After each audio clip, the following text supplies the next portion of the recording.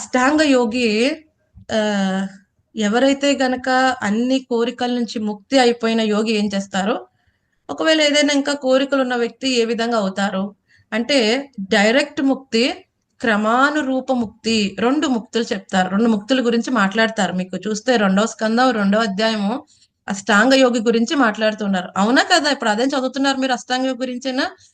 అష్టాంగ అవును యోగి ఒకటేమిటి, డైరెక్ట్ ముక్తి. సో డైరెక్ట్ ముక్తిలో ఏం చేస్తారు అష్టాంగ యోగి? ఏంటి పద్ధతులు? యమ, నియమ, ఆసన, ప్రాణాయామ, ప్రత్యాహార, ధారణ, ధ్యాన, సమాధి. సమం సో ఇక ఈ ధారణాశ్రయ, ఈ ధారణ దగ్గర తేడా వస్తుంది.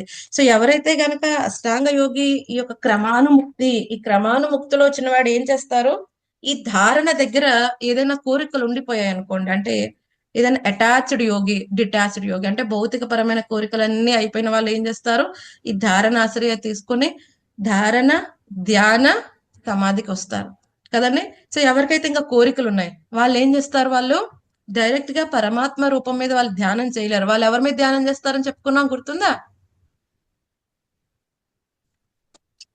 జడభర్తుడు చెప్పారు కదా మాతాజీ, విరాట రూపం మీద ధ్యానం చేస్తారు. విరాట్ రూపం. సో విరాట రూపం మీద ధ్యానం చేసిన తర్వాత కోరికలన్నీ నశిస్తే మళ్ళీ వాళ్ళు పరమాత్మ రూపం మీద ధ్యానం చేయడానికి వెళ్తారు.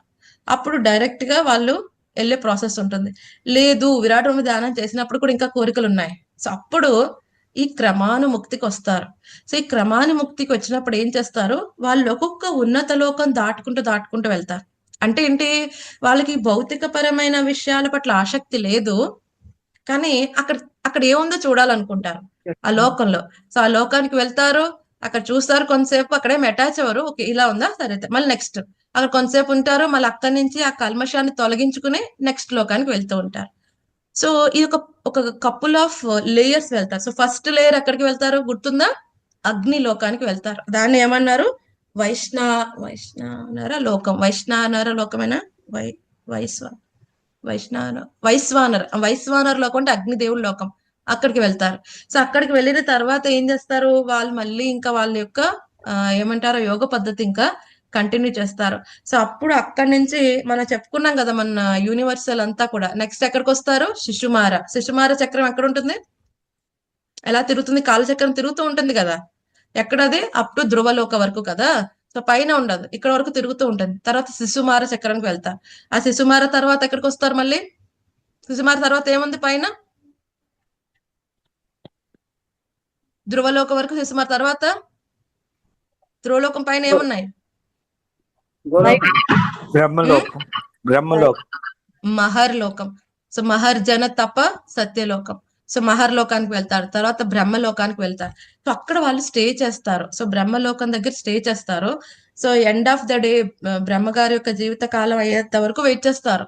సో అప్పుడు బ్రహ్మగారితో పాటు వాళ్ళకు కూడా ముక్తి లభిస్తుంది. వాళ్ళు బ్రహ్మగారి ఎండింగ్ అయ్యేంత వరకు వాళ్ళు ఉండాలి అనుకోవట్లేదు అనుకోండి, ఏం చేస్తారు వాళ్ళు అక్కడి నుంచే వాళ్ళ సాధన ఇంకొంచెం తీవ్రం చేసి, ఏదైతే యూనివర్స్ కవరింగ్స్ ఉన్నాయి కదా, ఏమున్నాయి కవరింగ్స్ యూనివర్స్ కి, పంచభూతాలు, పంచభూతములు, ఈ యొక్క మిథ్యాహంకారం, మహత్తత్వ, ప్రధాన, ఈ లేయర్స్ ఉంటాయి కదా, ఒక్కొక్కటి వాళ్ళు దాటి ఈ ప్రధాన లేయర్ కూడా దాటి వాళ్ళు ముక్తి పొందుతారు. దీన్ని ఏమంటారు, క్రమానురూప ముక్తి. సో దీన్నే వాళ్ళు ఏమన్నారు, అర్చీ ప్లానెట్స్ అని చెప్పారు. దీన్ని క్రమముక్తి అంటారు.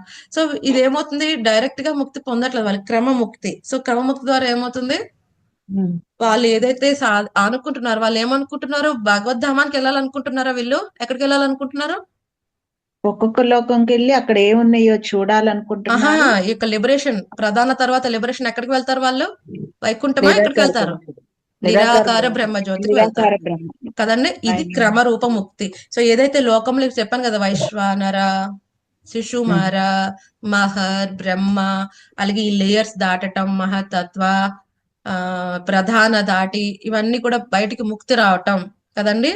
సో దీన్ని అర్చీ ప్లానెట్స్ అని చెప్పారు. సో దీన్ని ఈ విధంగా యాక్చువల్ గా బ్రహ్మేతి పరమాత్మేతి భగవానితి సబ్జతే. సో నిరాకార బ్రహ్మాన్ని పొందినా వాళ్ళు భగవంతుని పొందారని చెప్తారు. కానీ ప్రాబ్లం ఏమిటి, నిరాకార బ్రహ్మను పొందితే మళ్ళీ తిరిగి రావాల్సి ఉంటుంది, ఎందుకంటే అక్కడ వాళ్ళు చేయడానికి ఎటువంటి యాక్టివిటీ లేదు. సో దాని గురించి వాళ్ళు అర్చీ ప్లానెట్స్ అని అక్కడ చెప్పారు, ఇవన్నీ లోకములని.